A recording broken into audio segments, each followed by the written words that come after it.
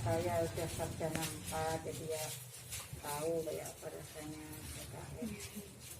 Ya mungkin saya bisa bantu apa. Samriki usaha napa mawon Bu?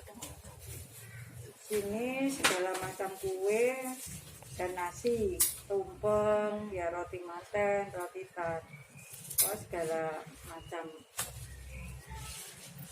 kue, nasi. Mengenai produk selama ini Bu, napa sudah memenuhi permintaan pasar? Ya insya Allah sudah, soalnya ini kan harus ada izin dinas kesehatan Mbak. Izin produksi itu sulit carinya, itu sudah harus itu. Soalnya kalau kita mau nitip kue di toko itu sudah harus ada syarat izin ya. SIP namanya. SIP. Dan lagi sini tuh sering dibuat traktor anak-anak SMK. Oh. Ada anak 6 selama 4 bulan, tapi karena ada situasi seperti ini agak nggak ada ini. Jadi harus izin dari Depkes. Pada musim pandemi niki kondisi keuntungan dan kerugian bisnis dibanding masa sebelumnya niku pripun? Menurun. Ya agak berkurang Mbak. Semua jenis usaha ya ada penurunan lah gitu. Tapi kan karena kita produksinya itu melayani umum, maksudnya kan orang walaupun pandemi kan harus makan sehat ya, harus selalu kenyang. Jadi ya ibaratnya kalau untuk tetap jalan, cuma kalau untuk sekolah libur pesanannya berkurang dari itu, dari yang pesen itu biasanya ke sekolah untuk apa, untuk tapi untuk pendapatan saya kira ya turun, tapi ya tidak seberapa. Soalnya orang berpedoman harus kenyang, harus makan. Di masa pandemi ini apa ada pengurangan karyawan? Enggak, karyawan di sini ada 6 ya. Cuma kadang-kadang kita tidak bisa masuk terus untuk 1 minggu, capek. Jadi paling tidak masuk 1 minggu kita istirahat 2 hari gitu. Kalau terus masa tidak kuat Mbak, harus ada jeda waktu untuk istirahat. Soalnya pesenannya itu kadang diambil pagi, malam harus lembur. Memang masalah gizi atau upah karyawan di masa pandemi ini kok mengalami penurunan apa tasik lancar-lancar? Ya alhamdulillah lancar-lancar Mbak. Bukan pengurangan? Ya. Nah, masalah gaji itu malah kalau kita lembur ada kelebihan pekerjaan itu ya ditambah malah. Pokoknya lihat-lihat pekerjaannya, orderannya banyak itu ya kita tambah. Itu enggak apa betul-betul kena dampak? Enggak. Kasihan Pak kalau karena jam kerjanya tetap 1 hari jam 7 jam 5, kadang ya dari maghrib gitu. Kenapa gada dana darurat damel jaga-jaga kalau anak kebangkrutan atau pas ajeng gaji karyawan? Ya tabungan atau itu mesti selalu ada Pak. Makanya untuk perputaran belanja itu banyak, jadi ya harus selalu ada uang, artinya ya insya Allah.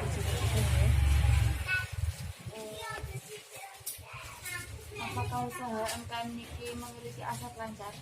Aset lancar kas piutang? Enggak, saya insya Allah semuanya kontan Mbak.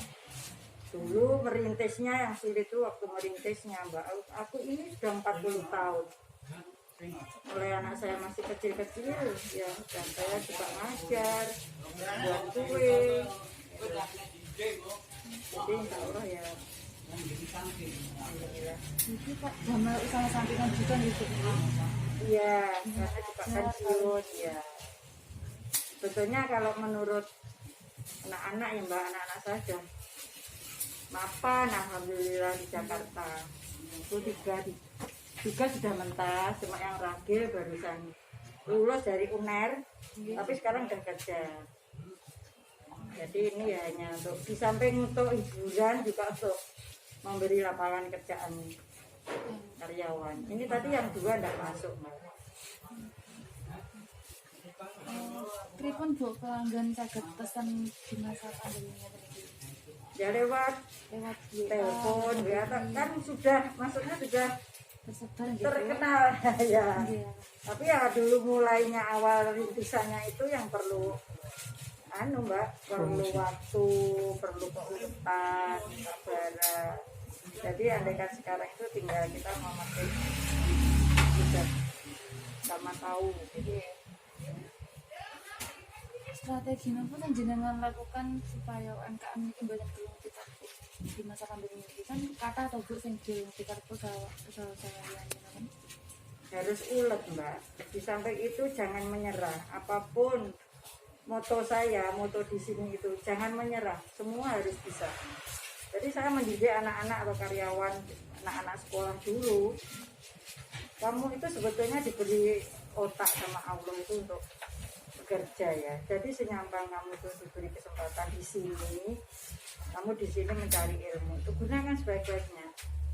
Jangan menyerah. Gitu. Semua harus bisa, insya Allah. Moto saya begitu kalau mendidik karyawan atau anak-anak MKK itu.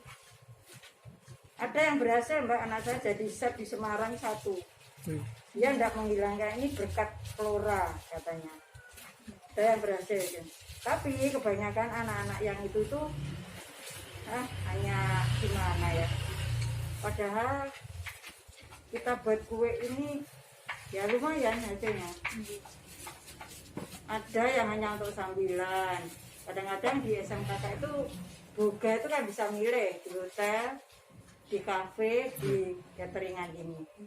Banyak yang milih di kafe. Lagi di kafe itu dapat ilmu apa? Kalau di sini kan mulai proses kita belanja, pembuatan, pengepakan, pemasaran kan bisa. Anak-anak itu ibaratnya hanya 100, hanya 10 yang menekuni. Nggak tahu kalau kita itu gini ini tidak akan lekang dimakan waktu, Mbak. Usaha gini. Semua orang kan butuh makanan ya, Mbak. nggih.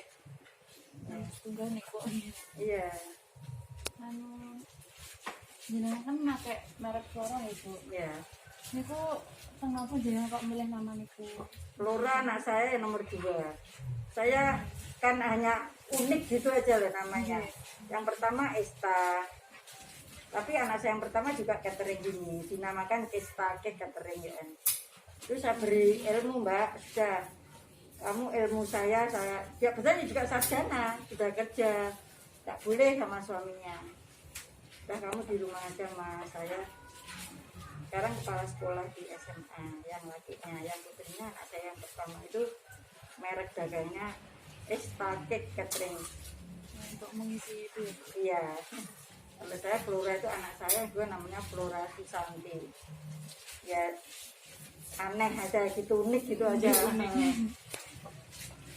Niki supply bahan-bahan ini sangat penting. Belanja di toko, Mbak. Ini biasanya penuh barang ini. Habis yang belum belanja. Masih repot gitu. Biasanya belanja itu penuh. Jadi untuk persiapan 1 bulan belanja. Ini penghasilan bulan ini biasa. Ya enggak mesti, Mbak. Kalau masalah itu kadang ya banyak, kadang ya sedikit gitu. Kalau yang saya jual itu, Mbak, tiap hari ada 100 dan 150 kue yang saya titipkan di 2 toko. Itu kalau habis semua 150 ya 450 tiap hari. Tapi kadang kan aja kembali 1, 2 Sisanya gitu. iya. Tapi sisanya itu tidak saya jual lagi, saya kasihkan ke orang ya, enggak aku. Jadi customernya dari kalangan apa mawon, terus persebaran customer saking daerah apa mawon.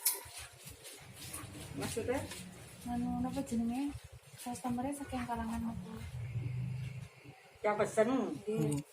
Terus customer ini pun nyebar teng pundi mawon, daerah pundi mawon. Ya Tulungagung Mbak, Tulungagung, bahkan teman saya di Trenggalek juga ada, di Blitar juga ada adik saya, kadang ada pesanan saya.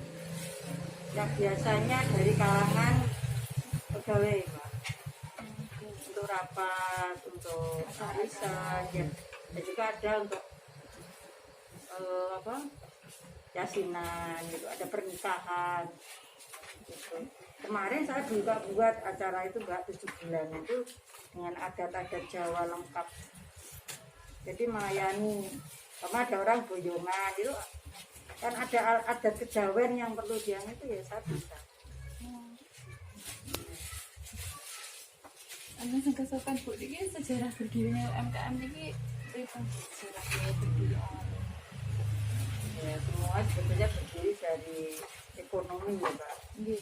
Waktu itu saya menikah muda, masih umur 18 Mbak. Saya dapat suami saya itu guru saya waktu itu di SMP. Ya mungkin saya yang paling cantik jadi dipilih. PR ya Pak ya. Terus waktu itu gajinya itu jauh berbeda dengan sekarang ini, kan dapat sertifikasi kan. Dulu itu di mana 1 minggu habis.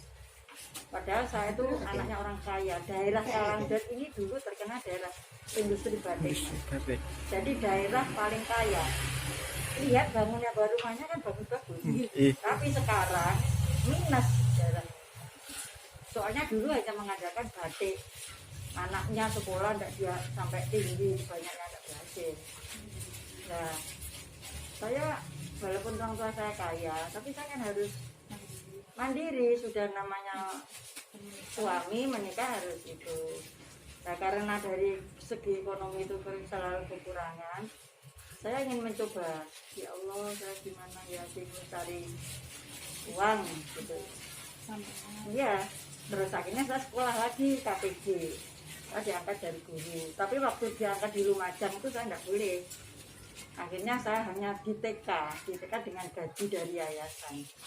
Sudah saya syukuri aja lah, mulai itu dengan perkumpulan TK seluruh Tulungagung itu saya yang nangani semua masalah kue. Belum ada catering seperti saya itu. Saya ngajar, saya juga menyediakan baju-baju lah. Kita belum punya rumah. Jadi tiga-tiganya saya jualan baju segala macam. Saya jadi guru, saya ini. Saya kontrak, bukan kontrak sih. Tanahnya bulik saya, buliknya suami saya itu disuruh mandiri, tapi saya bangun. Anak saya sudah mahasiswa, saya belum punya rumah. Seiring waktu saya jadi guru itu mulai menanjak, akhirnya saya bisa buat rumah seperti ini. Alhamdulillah malah meliti dapat gajinya. Waktu itu gajinya guru itu belum berapa. Jadi moto saya itu jadi wanita itu jangan hanya mengandalkan suami gitu loh. Harus mandiri juga. Iya, harus penjenengan barang pun itu juga harus gitu. Ibarat ya dapat penghasilan satu sumber. Ya juga penganggur, tapi lebih leluasa kan dari 2 sumber. Di samping itu juga untuk mengangkat derajat wanita, biar kita itu tidak disepelekan oleh laki-laki. Jadi anak-anak saya itu salut sama saya. Sekarang itu ibaratnya buahnya manis, asal betapa pengorbanannya mama. Kayak dulu, kayak sampai begitu. Jadi alhamdulillah anak-anak saya itu semuanya